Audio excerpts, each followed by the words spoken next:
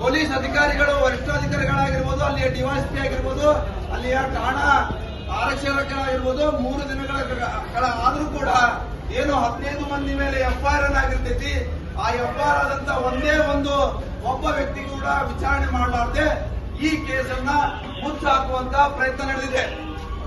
ಹಾಗಾದ್ರೆ ಈ ಪ್ರಜಾಪ್ರಭುತ್ವದಲ್ಲಿ ಅಮಾಯಕರ ಕೊಲೆ ನಡೆದರೆ ಬಿಜಾಪುರ ಜಿಲ್ಲೆ ಕಣ್ಮುಚ್ಚಿ ಕುಳಿತಿರುವುದು ಭಾರಿ ದುರಂತ.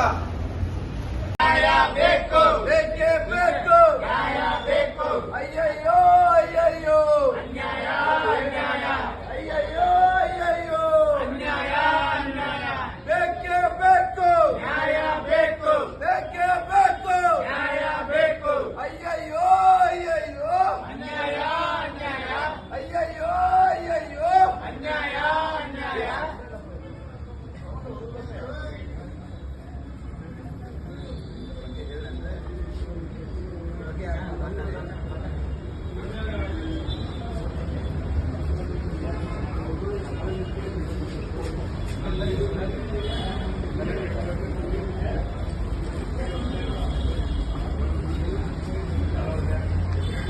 ಬಂಧುಗಳೇ,